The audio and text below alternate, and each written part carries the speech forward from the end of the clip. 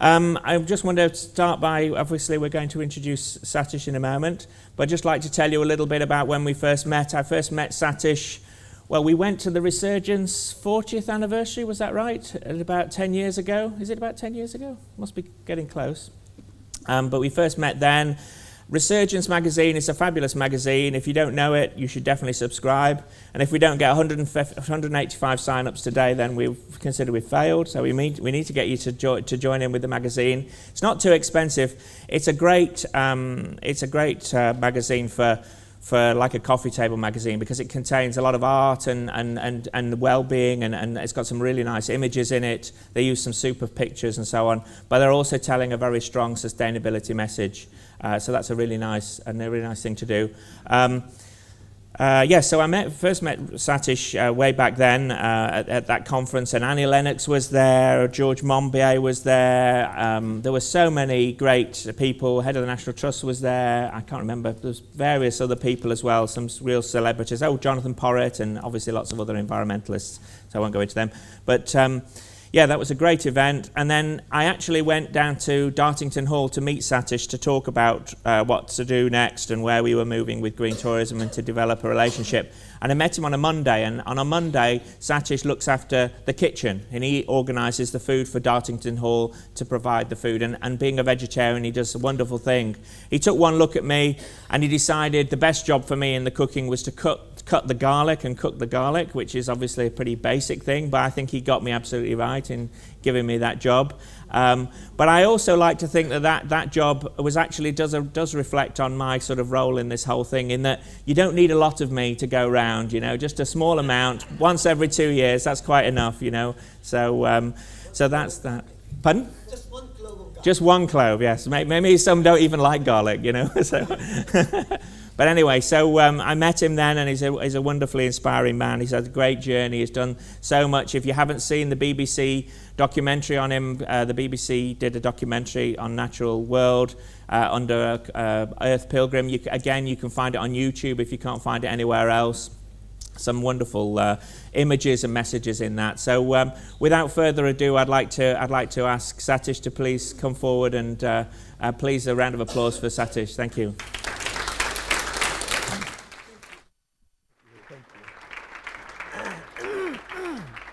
Thank you very much, John, for inviting me to this Green Tourism Conference. It's a great pleasure. And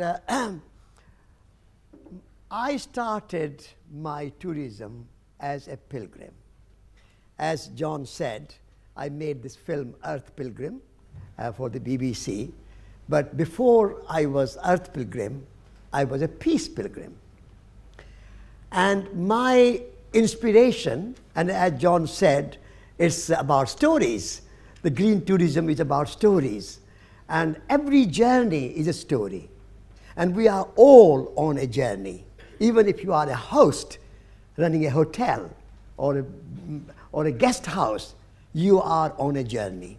We are all on a journey. And therefore we are all green tourists, and we are all green pilgrims. So my journey started when I was 25 years old, and the inspiration came from this very country, England. A man called Bertrand Russell, age 90, Nobel Prize winner, great mathematician, great philosopher, went to the White Hall and said, I'm not going to move from here until the government bans the bomb. And he was arrested. And he was put in jail. And I was sitting, reading this in a newspaper in the city of Bangalore in India, and I was 25 years old, with a friend. And when I read this story, I said to my friend, look, read this. Here is a man of 90 going to jail for peace in the world. What are we doing, young man, sitting here, drinking coffee? Then and there, we talked and came to the idea that let us join the movement of peace of Bertrand Russell, international peace movement. And how we do it? Let's go to Moscow, the nuclear power, Paris, another one, London, and Washington, D.C., the 4 nuclear powers of the world. And how do we do it? Green tourism. How do we do it? If we go by car or by train or by plane, a lot of carbon footprint going around the world. And we have 2 legs. So we decided that let's walk to Moscow.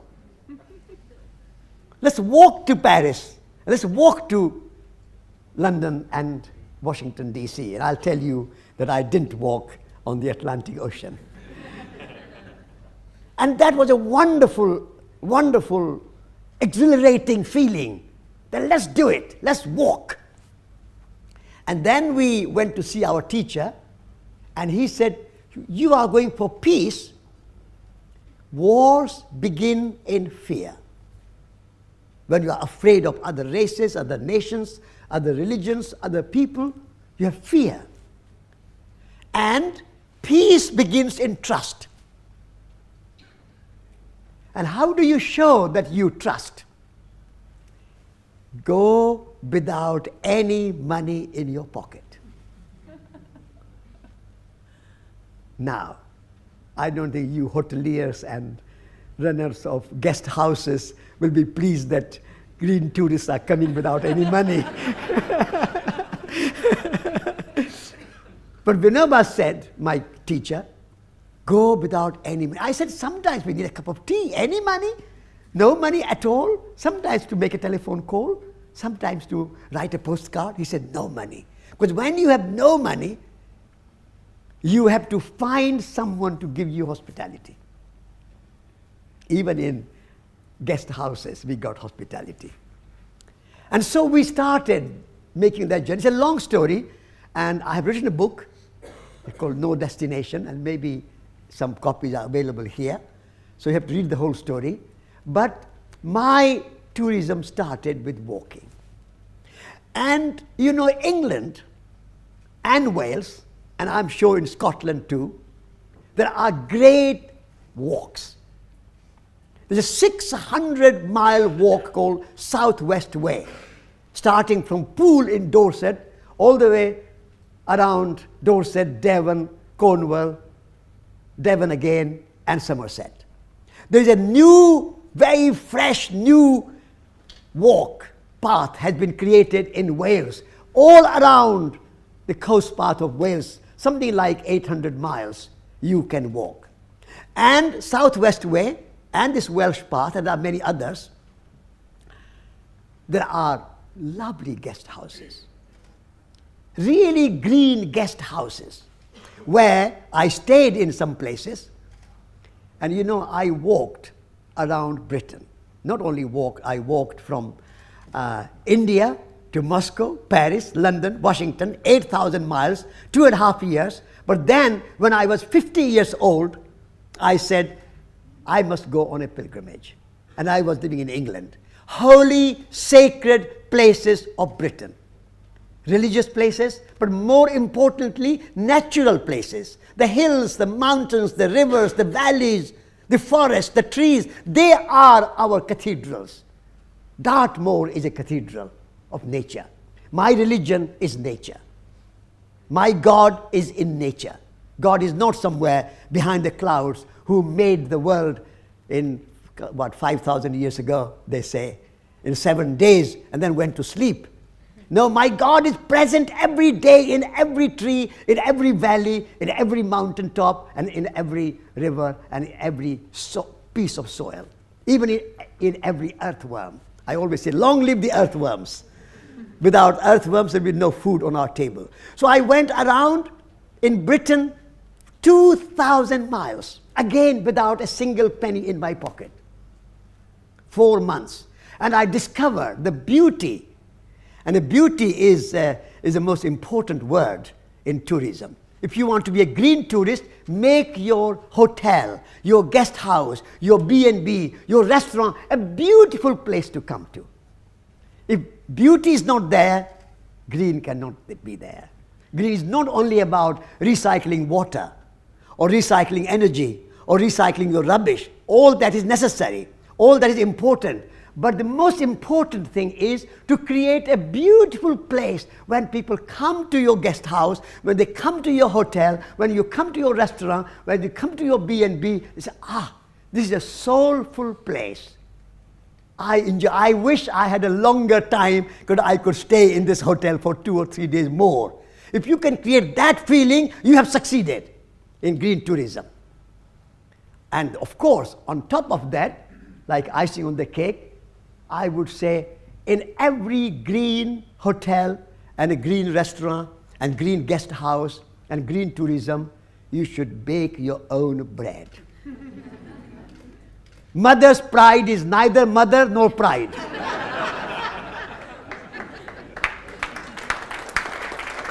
And if when your guests, and I stay in some hotels and some on Southwest Way and other places, they have this, and some others not.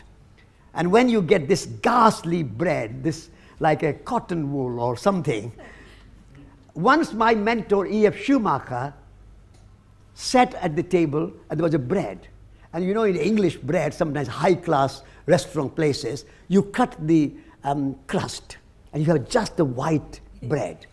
And so white bread on one side of a side small plate, side plate, and on the other side, a white serviette.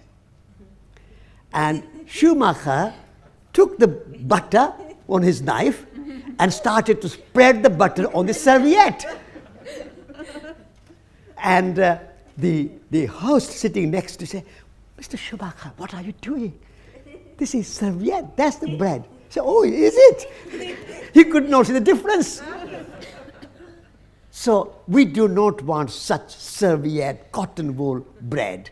We want real, the other word, in addition to beauty in your green tourism, the other word is authenticity. Your bread should be authentic bread.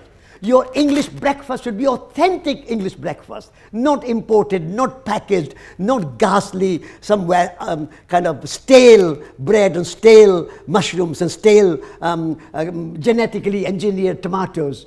Not. It should be authentic taste.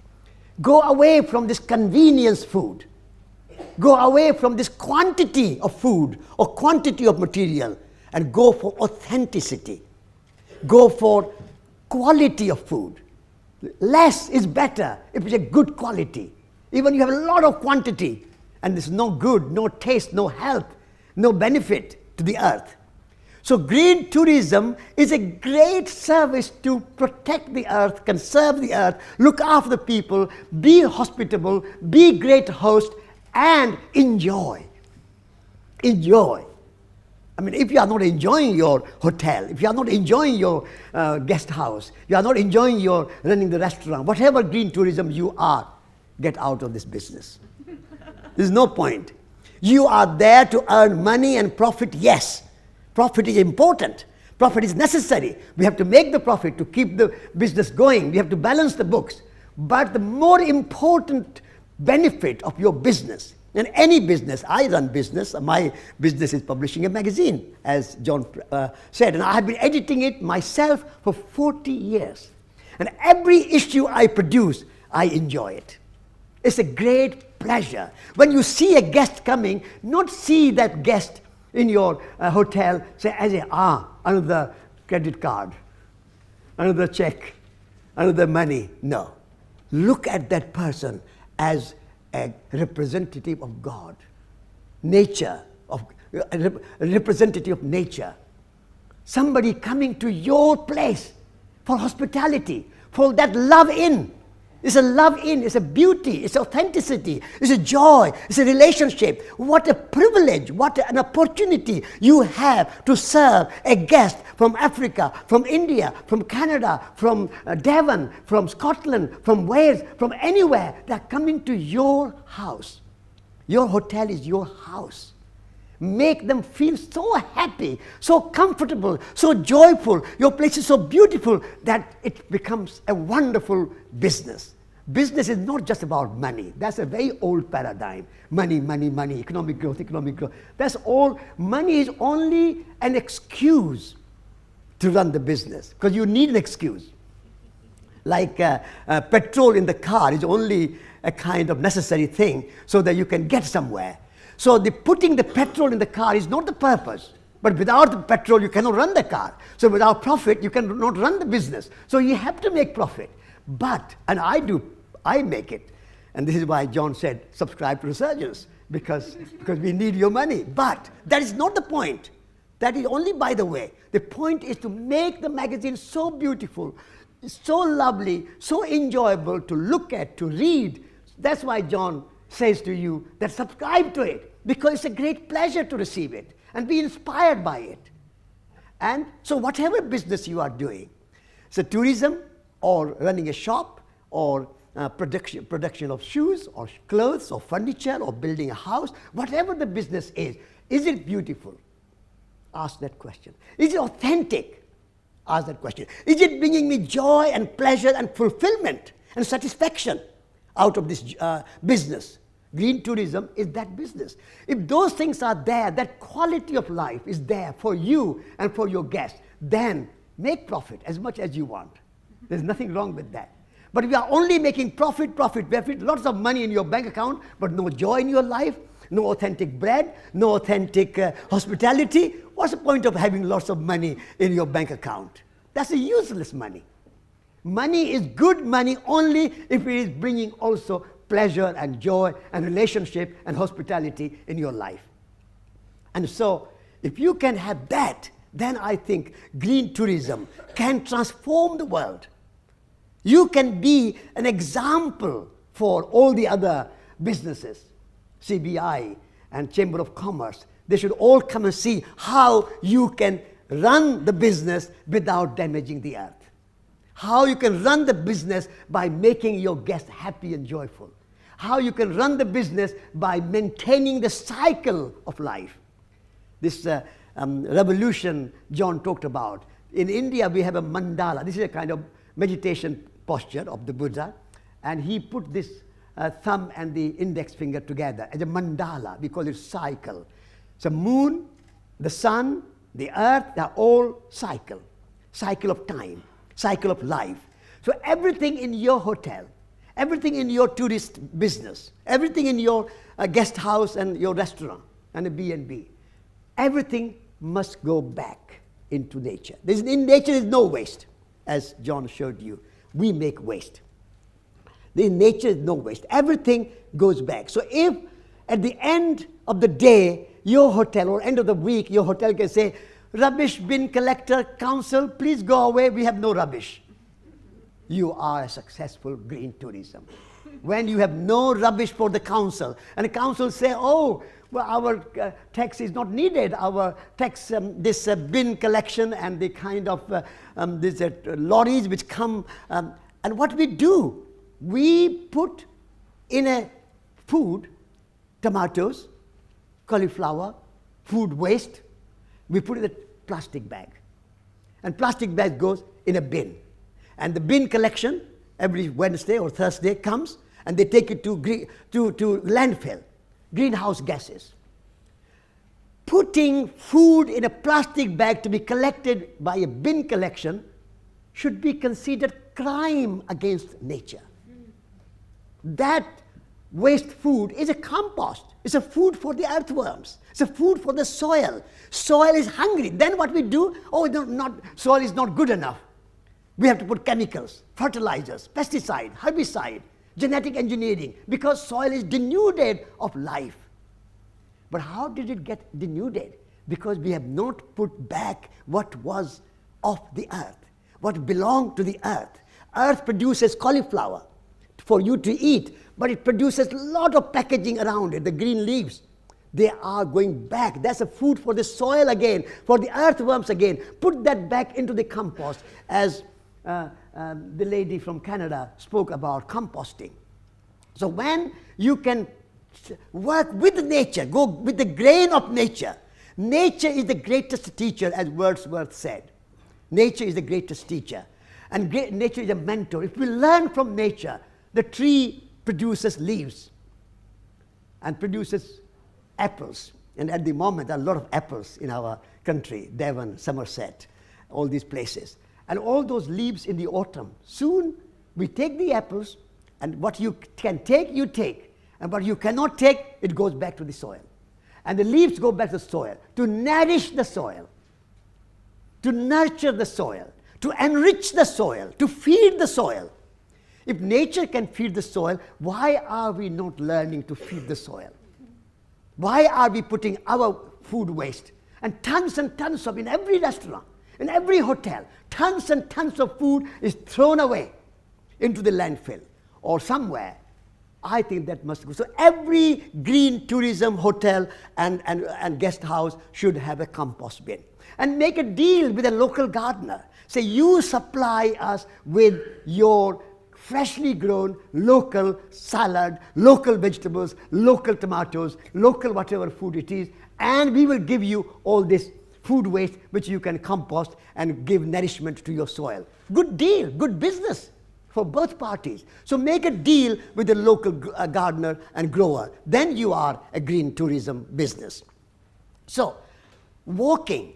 Encourage your guests to walk. Walking takes no petroleum. And there's such a wonderful, beautiful countryside. I mean, we are so privileged to have England, green and pleasant land of England. How lucky we are, such a good weather, such a lovely footpaths. As I said, 800 miles long footpath in Wales. I have walked quite a lot of it. And Southwest Way. And many, many footpaths. Take the Range Rover maps. There are footpaths mapped here. Take the National Trust guides. Footpaths everywhere. Use those footpaths. And that will keep you healthy, your guests healthy. Not, I mean, when we say NHS, NHS means Natural Health Service, not National Health Service. Because we have no National Health Service. We have no National Health Service. We have only NDS, National Drug Service. We have only National Drug Service. NHS is only Natural Health Service. You go to a doctor, what does a GP? I try to avoid. Go to GP, say, I have a headache, I have skin or some problem, and some drug manufacturer has given them, to see the symptom, give this drug. That's not health service. Health service is to live healthily, eat healthy food, walk in nature, exercise. That's a kind of real green tourism. So if we can bring all these philosophy, spirituality, science, tourism, curiosity, authenticity, beauty, truth, all these things together, we can make a green tourism. I can go on talking to you for hours and hours, but I think in a nutshell, what I have to say, I have said. And I wish you a wonderful conference today. And next year again, come, and I want to hear how many hotels and how many guest houses now bake their own good, wholesome, organic bread, stone ground flour, locally made, locally produced. If you can have that beautiful, good smelling bread, and when I come to your guest house and smell that bread and have a freshly baked, tasty bread, you are a successful green tourist. If you have only mother's pride, you have failed. Thank you very much.